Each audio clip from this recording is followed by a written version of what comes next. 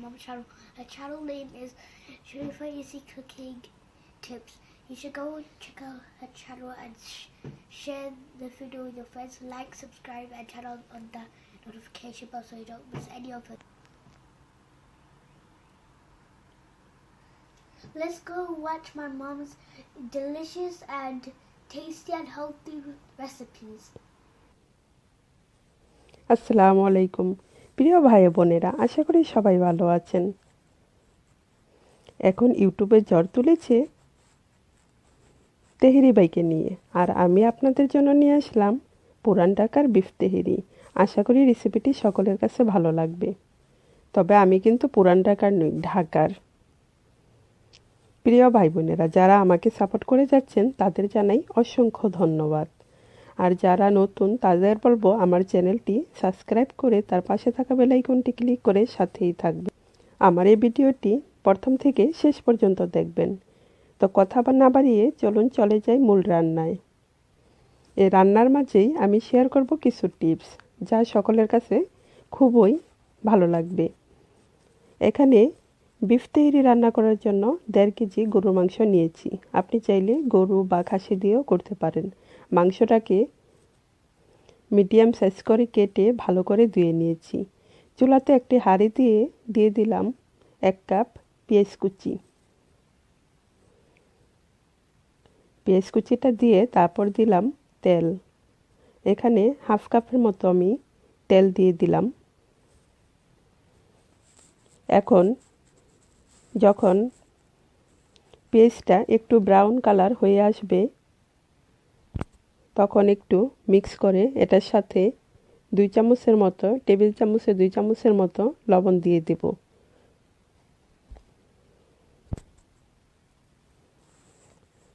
তারপর দিয়ে দেব 3-4টির মতো তেজপাতা, 3-4টির মতো দারচিনি, এলাচি, লং। এই মশলাগুলো দিয়ে মিক্স করে নেব। এখন দিব 1 চামচের মতো আদা পেস্ট এবং 1.5 চামচের মতো রসুন পেস্ট। রসুনটা বেশি দিব কারণ রসুনটা শরীরের জন্য অনেক ভালো এবং হার্টের জন্য অনেক উপকার। তাই 1.5 চামচের মতো রসুন, 1 চামচের মতো আদা পেস্ট দিয়ে একটু মিক্স করে নেব। তারপর দিয়ে দিলাম তেহেরির রান্নার সেই 2 চামচ মশলাটা দিয়ে একটু মিক্স করে এখন দিয়ে দিব মাংসগুলো।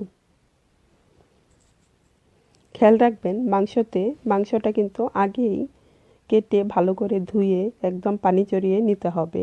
এখন মাংসটাকে দিয়ে একটু মিক্স করে তারপর দিয়ে দিব 1 চামচ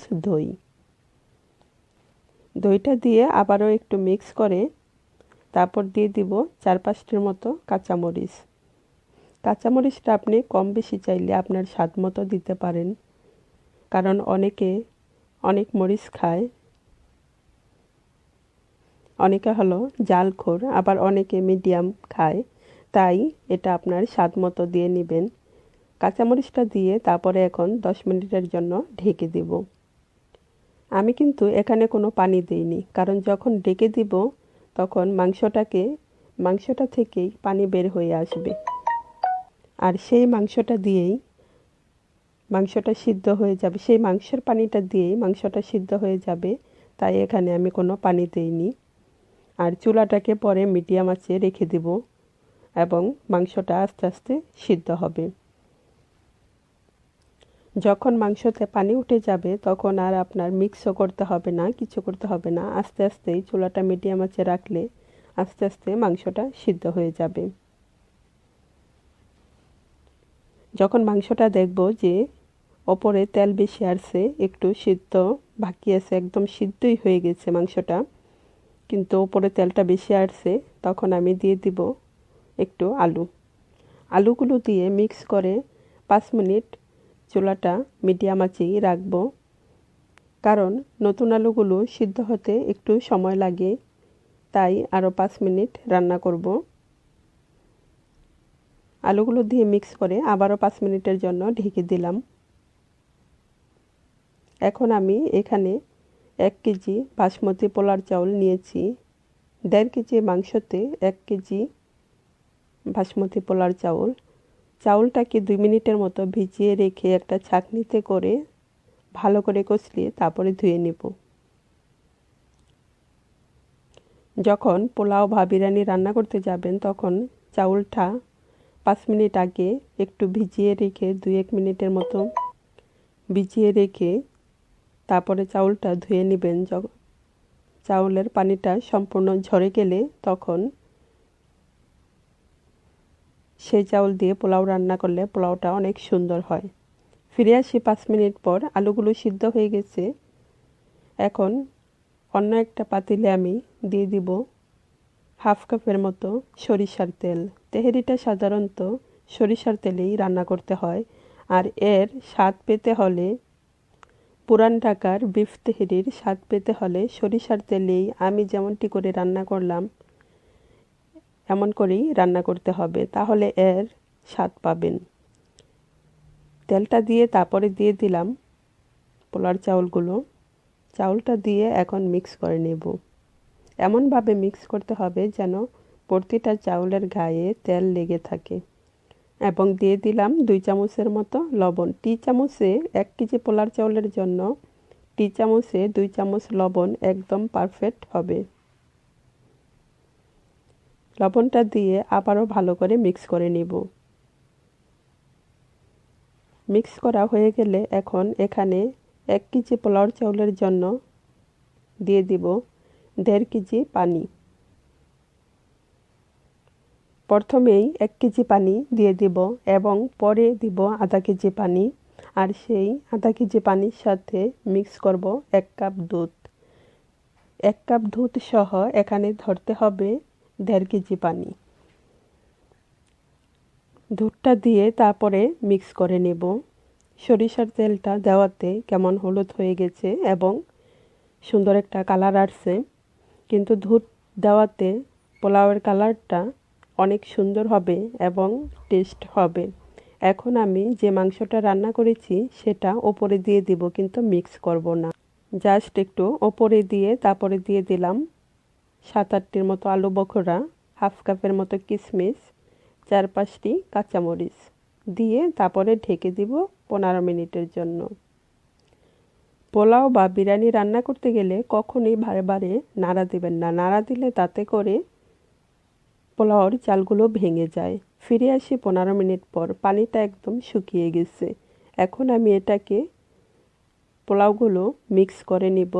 নিচের পোলাওগুলো ওপরে দিয়ে দিব এবং ওপরের পোলাওগুলো নিচে দিয়ে দিব। ভালো করে মিক্স করে নেব। অনেকে ভাবে বারে বারে লাড়লে নাড়া দিলে পোলাও নিচে দিয়ে লেগে যাবে, এটা ভুল। আপনি যদি পোলাওয়ের পানি সঠিক পরিমাণে দেন এবং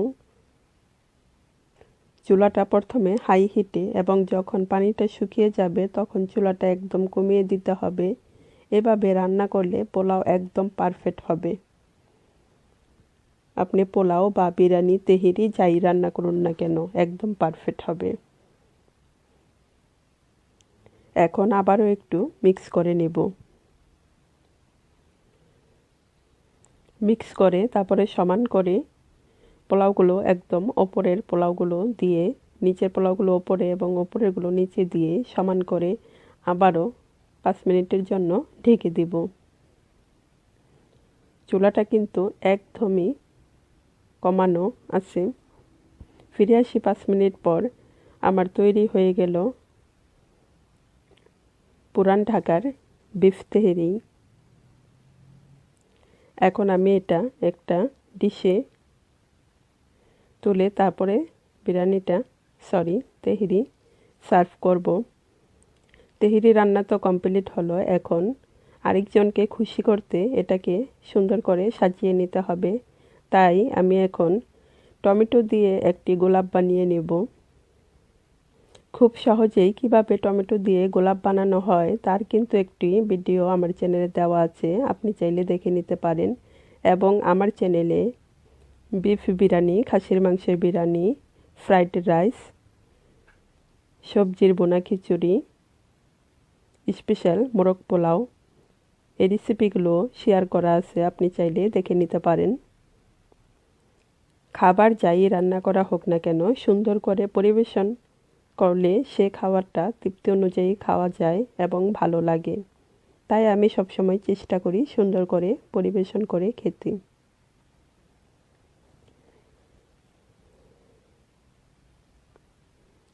আমার এই রেসিপিটি যারা প্রথম থেকে শেষ পর্যন্ত দেখেছেন তাদেরকে জানাই অসংখ্য ধন্যবাদ এবং তাদের প্রতি রইল অনেক শুভেচ্ছা। আমার চ্যানেলে কিন্তু আমার নিজের করা অনেক রেসিপি আছে, আশা করি আপনি সেগুলো দেখে নেবেন। আজ এ পর্যন্তই, সবাইকে জানাই অনেক অনেক ধন্যবাদ। আবার নতুন কোনো রেসিপি নিয়ে হাজির হব। সবার জন্য রইল শুভকামনা, সবাই ভালো থাকুন।